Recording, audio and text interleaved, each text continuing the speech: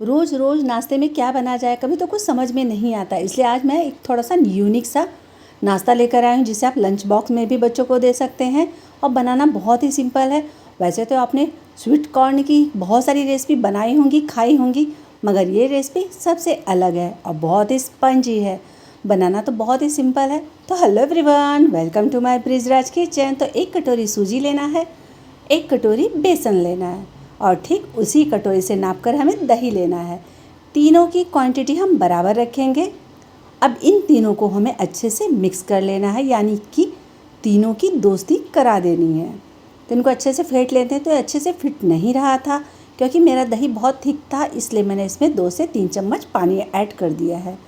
पानी डालने के बाद हम इसे अच्छे से फेंट लेंगे, एकदम स्मूथ। ये देखिए कितनी आसानी से फिट गया है। अब यहाँ पर हम इसे रखना है रेस्ट के लिए। तो यहाँ मैं इसे मिक्स करने के बाद छोड़ दे रही हूँ रेस्ट होने के लिए, ताकि हमारा सूजी अच्छी तरह से फूल जाए। तब तक चलिए मक्के यानी कि स्वीट कॉर्न के दानों को हमें निकाल लेना है। तो मैं यहाँ एक स्वीट कॉर्न यानी कि मक्के का इस्तेमाल कर रही हूँ। तो इसके छिलकों को हम निकाल लेते हैं सबसे पहले। और आजकल तो मार्केट में एकदम सॉफ्ट कॉर्न मिलने लगे हैं, जो बहुत ही मुलायम होते हैं। मैंने उसका इस्तेमाल किया है। अब इसको तोड़ देते हैं। तो बहुत सारे लोग क्या होता है ना, इस तरह से दाने निकाल कर इस्तेमाल करते हैं, लेकिन दाने निकालने में तकरीबन 8 से 10 मिनट लग जाएंगे। और उससे सिंपल है, इस तरह से चाकू से अगर हम काट लेंगे ना, तो हमारा टाइम बच जाएगा। और ये आसानी से कट भी जाता है क्योंकि बहुत ही सॉफ्ट होता है। तो यहाँ पर मैं चाकू की सहायता से इसे फटाफट कट कर ले रही हूँ, ताकि मेरा समय बच जाए। और इस तरह से दूसरे वाले भाग को भी मैंने इस तरह से कट करके सारे दानों को अलग कर दिया है। तो यहाँ पर देखिए एक खड़े स्वीट कॉर्न के दानों को मैंने अलग कर दिया है। अब एक बाउल में सारे कॉर्न के दानों को हमें डाल देना है। इसमें हमें डालना है 2 चम्मच पानी। अब इसे ढक्कन लगाना, इसे हमें दरदरा पीस लेना है। ध्यान रहे, इसे हमें दरदरा पीसना है।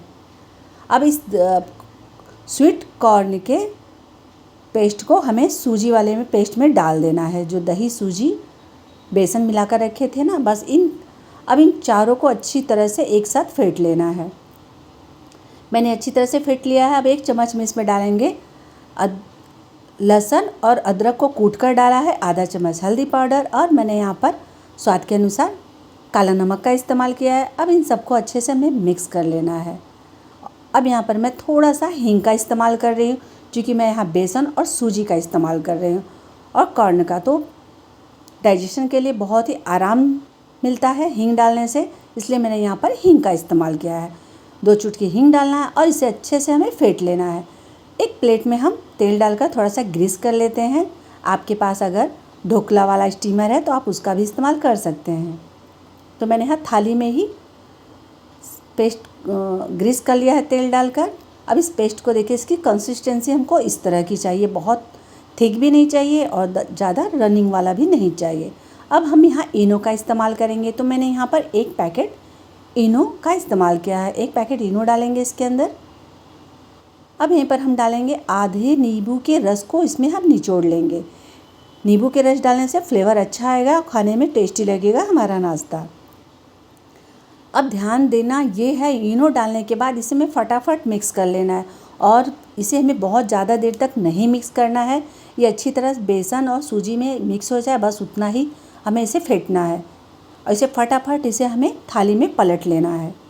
अगर बहुत देर तक इसे फेंटेंगे तो ये जम जाएगा, अच्छी तरह से स्पंजी नहीं बनेगा। और सुंदर लगने के लिए उसके ऊपर मैं चिली फ्लेक्स डाल दे रही हूँ और धनिया की पत्ती थोड़ा सा मैं इस पर डाल दे रही हूँ। और यहाँ पर एक पहले से ही मैंने रख दिया था पानी को गर्म होने के लिए। पानी में उबाल आ चुका है, तो स्टैंड डालेंगे और इस पेस्ट को, इसमें थाली को हम इसमें सेट कर देंगे। अब इसे ढक्कन लगाना है और लो टू मीडियम फ्लेम पर 10 से 15 मिनट तक इसे हमें पका लेना है। तो यहाँ 10 से 15 मिनट हो चुके हैं। चेक कर लेते हैं, ऊपर का भाग अच्छी तरह से सूख गया है, यानी कि हमारा कॉर्न का ढोकला तैयार हो चुका है। आप इसे कॉर्न का ढोकला भी कह सकते हैं। तो इसे चलिए मन चाहा कटिंग कर लेते हैं, मन चाहा जैसा आपको मन करे। तो मैंने यहाँ छोटे छोटे क्यूब में इसकी कटिंग कर दी है, ताकि खाने में आसानी हो, फटाफट उठाए और खाया जाए। तो अब यहाँ चाकू की सहायता से इसको थाली से अलग कर रही हूँ। ये देखिए कितनी आसानी से निकल जा रहा है ना। इस तरह से हम सब को अलग अलग कर लेंगे। तो ये देखिए बहुत ही प्यारा सा नाश्ता बनकर तैयार हो चुका है। मैं इसे तोड़कर दिखाती हूँ। ये देखिए अंदर से कितना स्पंजी बना है, बहुत ही स्पंजी है। आप चाहिए तो इस नाश्ते को ऐसे ही बिना फ्राई के ही खा सकते हैं चटनी के साथ, लेकिन मैं इसे थोड़ा सा फ्राई करने जा रही हूँ। थोड़ा सा तेल गरम करना है, आधा चम्मच काला सरसों और यहाँ मैंने 2 हरी मिर्च को काट कर डाल दिया। हल्का सा सौटे करने हैं। अब फटाफट इस नाश्ते को इसमें हमें पलट देना है। अब इनको हल्के हाथों से कढ़ाई को पलट कर इसे हमें अच्छे से फ्राई कर लेना है 2 मिनट के लिए, उलटते पुलटते हुए। और ये देखिए हमारा नाश्ता एकदम परफेक्ट बनकर तैयार हो चुका है। तो इसकी हम प्लेटिंग कर लेते हैं। तो फटाफट प्लेट में निकाल लेते हैं। बहुत ही मज़ेदार सा नाश्ता बना है। और ये देखिए तीखी चटनी, और ये रही मेरी टमाटर की मीठी चटनी। ये किसी भी चटनी के साथ जाने वाली, लेकिन ख़ास तौर से तीखी चटनी के साथ आपको बहुत ही टेस्टी लगने वाला है। तो मेरा वीडियो आपको कैसा लगा कमेंट में ज़रूर बताइएगा। और हाँ, लाइक एंड सब्सक्राइब करना ना भूलें।